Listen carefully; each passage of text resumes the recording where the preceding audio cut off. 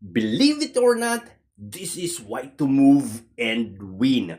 2 pawns for white, 2 pawns for black is still a win for white. Why? Because as you can see, this f2 is not in one rank with king and pawn, and this is your key moment. If you know how to use this f pawn, you can win the game. For example, you're gonna immediately push f3. That is blunder, and the game is now equal because king to d5. And now what white would do? King to f4, king d4, and you gonna attack the pawns because your pawn is under attack.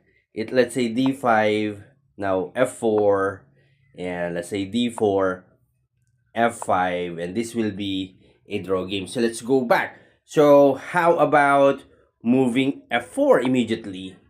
King to d5, same idea, d4. So the king has to go back. Let's say king e6, king e4, d5 check, or I mean d5 check, king e3, and then just king f5. This is a draw game. So what is the best way to win this position? If you think, well, I'll just push my pawn d3 to d4. Unfortunately, that's another way to draw the game, and you miss the chance to get the W here. So what will you do? King to f3. Now this is a losing one because of the d5, and you have to go back. King to e3 and king g4. So in order to continue drawing the game is to just push f4.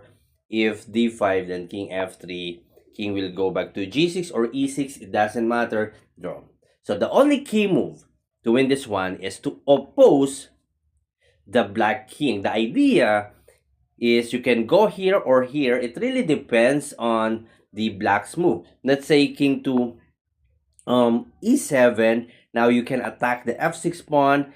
If king to f7, d4, if d5, for example, as I mentioned, your f pawn will be your key to success because you're gonna go f3. The idea of that one is after king e7, king to g6, king e6, f4, preventing now the black to go up, f5, or that is very obvious, f5 is a giveaway win because the king has to move away somewhere and then the f1 will be captured. How about king to e7, f5, and this king can no longer protect the f6 pawn, will be captured after. So let's go back. After of king to e5, king to e7, how about king to d5?